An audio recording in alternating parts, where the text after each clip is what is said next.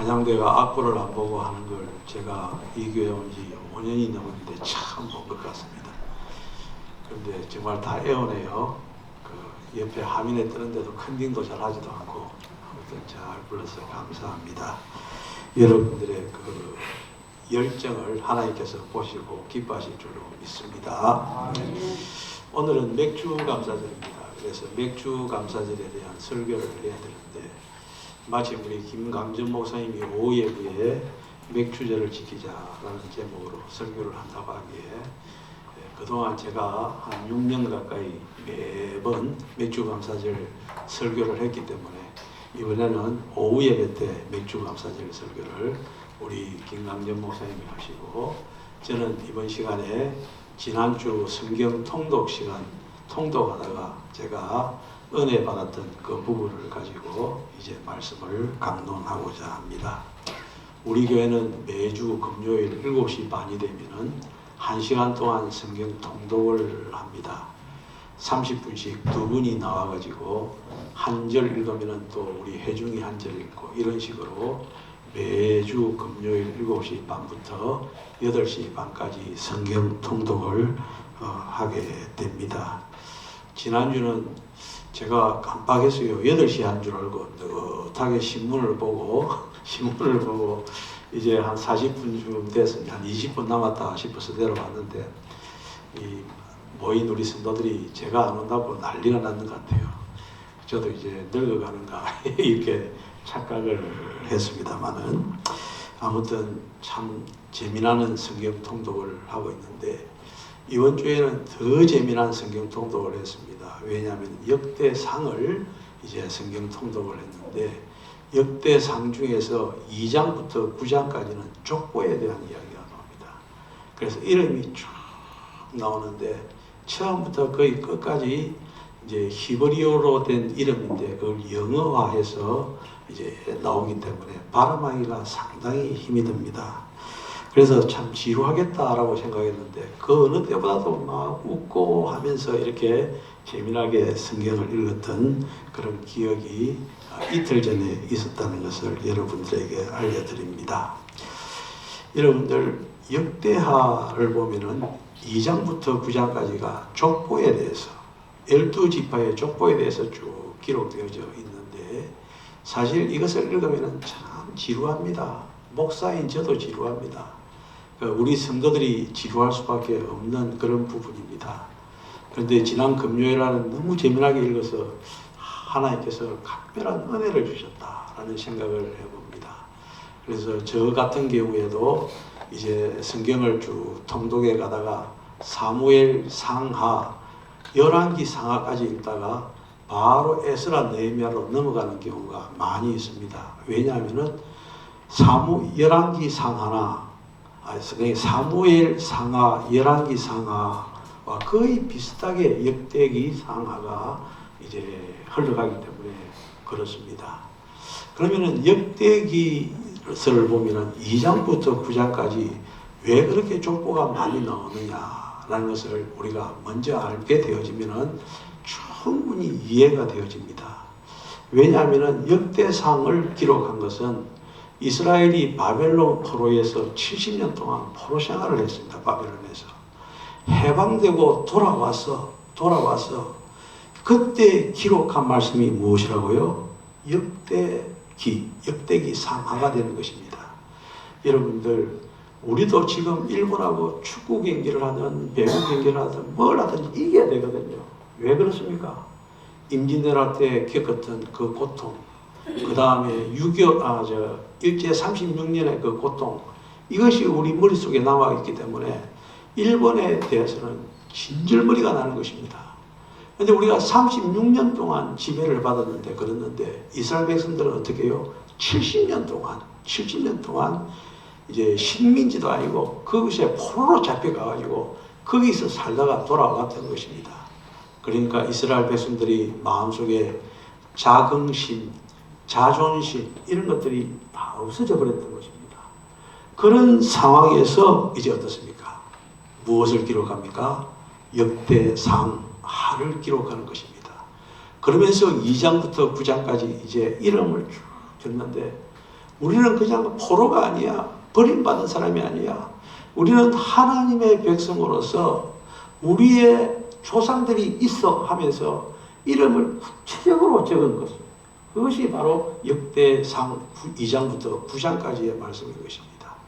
그래서 저는 그런 사실을 이미 알고 있었기 때문에 그 성경을 읽으면서 마음에 짠하다는 느낌이 드는 것입니다. 그래서 저들의 조상에 대해서 하나 구체적으로 이름을 기록하고 있는 것, 우리가 충분히 이해를 할 수 있는 그런 부분입니다.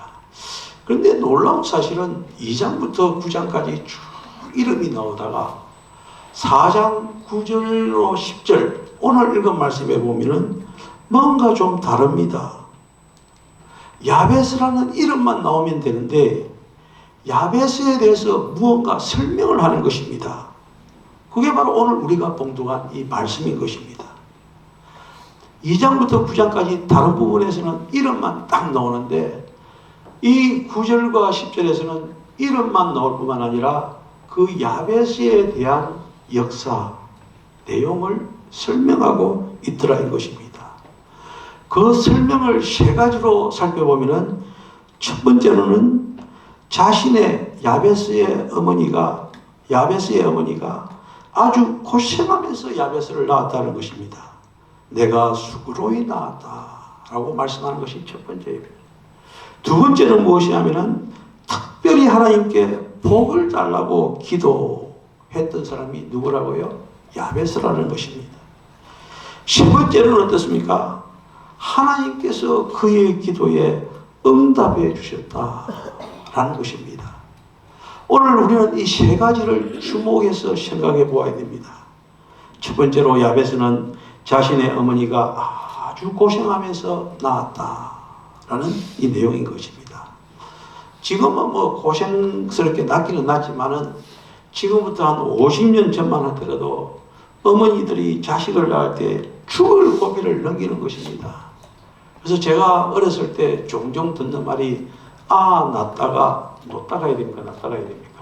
아무튼 아이를 낳다가 출산하다가 죽었다는 이야기를 종종 들었습니다. 그런데 고대 사회는 어떻겠습니까?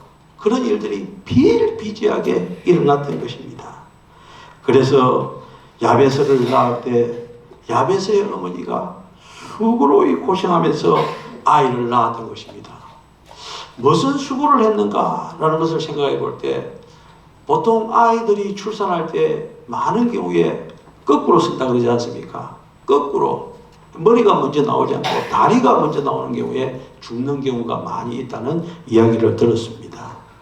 또 아니면은 아이를 낳기 전에 아버지가 돌아가셨다든지 아니면은 아이를 임신하고 나서 집안에 감당할 수 없는 우환이 닥쳤든지 어떤 이유인지는 모르겠지만은 아무튼 수고로이 낳았다라는 것입니다. 그래서 그 어머니는 생각하면서 아이의 이름을 짓습니다. 무엇이라고요? 수고로이 낳았다고 해서 야베스라고 지은 것입니다. 그래서 야베스라고 하는 이름의 뜻은 고생이다, 고통이다 라고 불렀던 것입니다. 그런데 여러분들 고통이라는 뜻의 이름이 좋은 것입니까? 나쁜 것입니까? 결코 좋은 것이 아니거든요.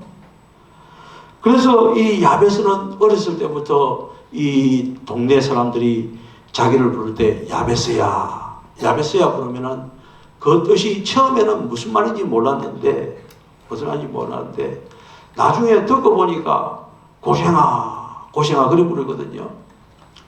제가 그 진주에서 살 때 우리 그 중고등부 학생 중에 한 명이 또순이라고 있었어요. 또순이.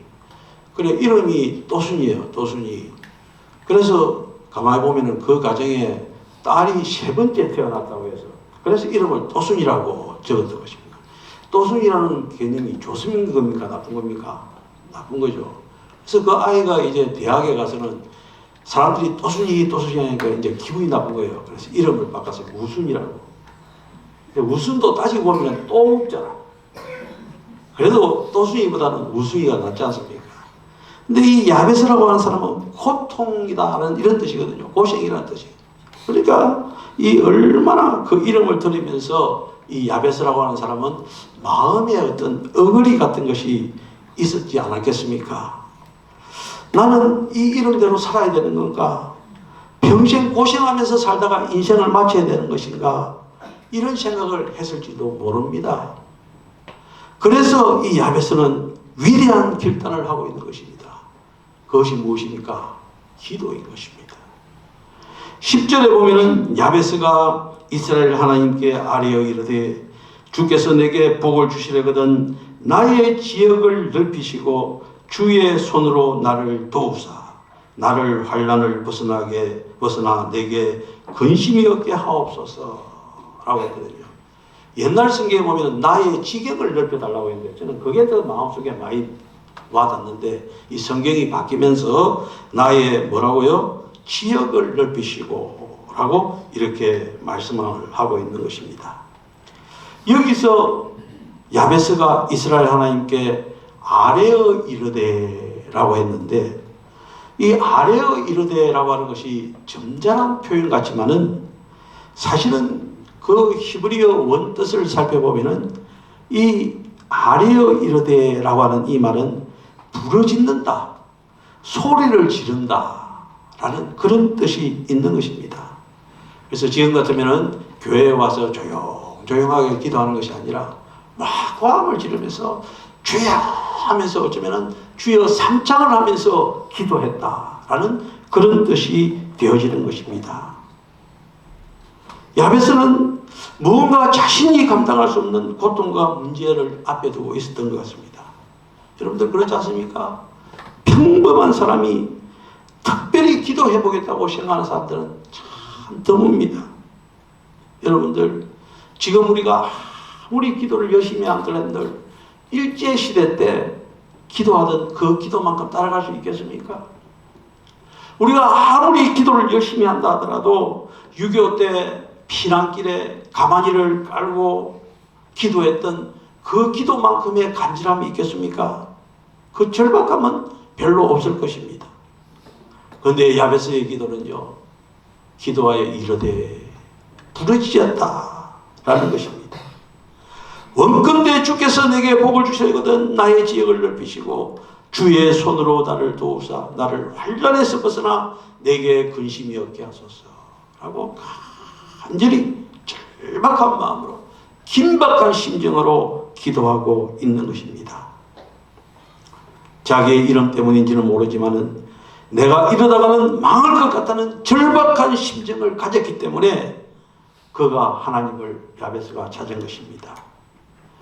어머니는 나에게 고통을 물려주셨지만 하나님은 나의 고통을 바꾸어 복으로 전환시킬 수 있다는 그의 믿음이 이 기도 속에 담겨 있더라 이 말인 것입니다. 조상은 나에게 복을 안겨주지 못했지만 내가 나의 고통을 들고 하나님 앞에 나와서 부르짖기만 하면 전능하신 하나님, 자비하신 하나님께서 나에게 복을 주실 것이다 라고 하는 이런 확고한 신념, 신뢰가 이 기도 속에 있는 것입니다. 여러분들 우리 이런 야베스의 기도를 배워야 되지 않겠습니까? 여러분들 우리는 다들 좋은 이름을 가지고 있습니다. 야베스처럼 고통이라는 이름을 가지고 있는 사람은 없습니다. 고생이라는 이름을 가진 사람이 없습니다. 저만 해도 그렇지 않습니까? 정정일, 올바른 길로 한 길로 쭉 나아가라. 참 얼마나 감사한지 모르겠습니다. 여러분들 이름도 풀이하면 좋은 이름인 것입니다. 그러나 어떻습니까? 우리의 삶을 돌아보면요, 여기저기에서 고통으로 얼룩져 있습니다. 고통으로 갈기갈기 찢기는 경우가 있더라 이 말인 것이죠.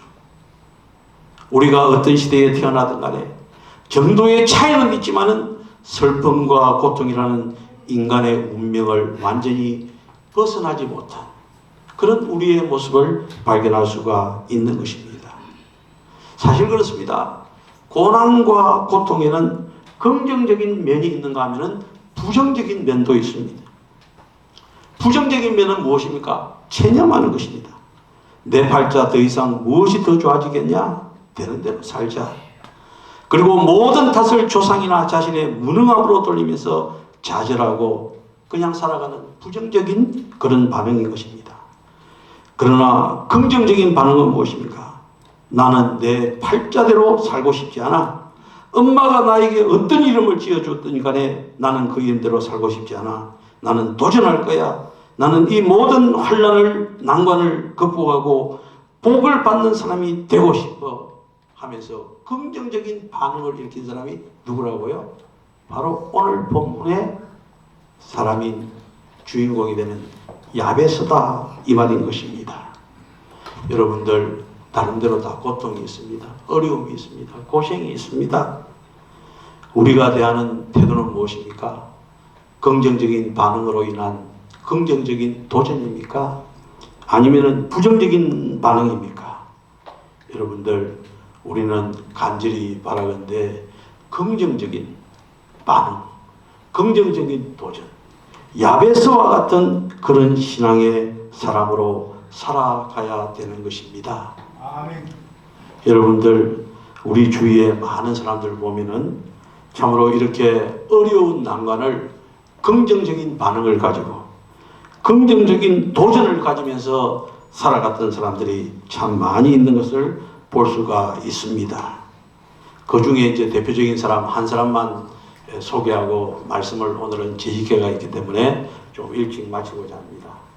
강영우라고 하는 사람 알고 있습니까? 강영우 박사. 한번 들어본 거 기억이 나죠? 강영우 박사. 이 사람은요, 한국 장애우 중에서 최초의 유학생이자 첫 박사 학위를 받은 사람입니다. 강영우.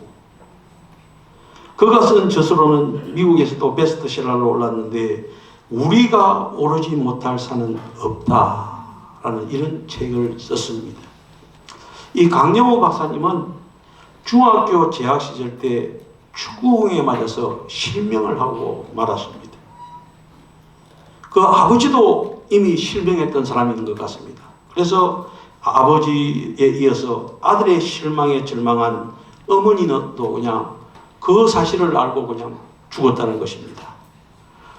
설상가상으로 3명의 동생과 생계를 부리고자 고등학교를 중퇴하고 밤낮 없이 봉제 공장에서 일하던 누나마저 18세의 나이로 죽고 말았다는 것입니다.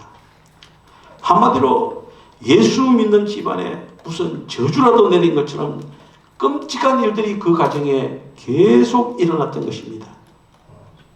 그는 눈을 다시 보게 해달라고 하나님 앞에 간절히 매달렸습니다. 병원에서 피눈물을 쏟으면서 기도했고 몇 차례 수술도 받았지만 달라진 것이 없었습니다. 결국 암흑이 그의 눈을 덮고 말았습니다. 그의 인생을 짓누르고 말았습니다. 그러던 중에 어느 목사님이 그에게 사도 바울의 이야기를 해주더라는 것입니다. 사도 바울도 평생 몸에 가시를 가지고 살았어. 그도 극심한 고통 때문에 하나님께 고쳐달라고 부르짖었지만 하나님은 고쳐주지 않았어.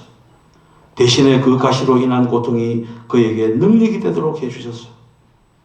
강영우 군도 사도 바울처럼 될 수 있을 것이야 라고 하는 이 말을 어느 목사님한테 듣게 되었다는 것입니다. 이 말씀을 들은 이 강영우 박사님은요, 바울과 자신을 동일시했던 것입니다. 그래서 자신이 당면하고 있는 그 고통과 불행을 새롭게 보기 시작했다는 것입니다. 그는 긍정적으로 자기 불행을 극복하기로 마음먹고는 도전하기로 했습니다. 그의 기도에도 변화가 나타났습니다. 이제 이렇게 기도합니다. 하나님이여, 나의 고통을 통해 다른 사람을 섬기게 하옵소서. 뭐라고요? 나의 고통을 통해서 다른 사람을 섬기게 하옵소서. 나의 고통을 통해서 하나님 나라에 기여하는 적극적인 사람이 되게 해주소서 라고 이렇게 기도했습니다. 하나님께서는 그의 기도를 기쁘게 받아주신 것입니다. 그래서 연세대학교를 졸업하고 미국으로 유학 가서 교육학을 전공한 후에 철학 박사가 되어서 특임 교수로 재임했다는 것입니다. 또 연세대학 다닐 때 천사와 같은 아내를 또 하나님께서 붙여주셨다는 것입니다. 그리고 그 아내와 사이에서 두 아들이 태어났는데 그 두 아들이 얼마나 총명한지 두 명 다 하버드 대학에 들어가서 한 아들은 안과 전문의가 되고 나머지 아들은 변호사가 되었다라는 그런 이야기입니다.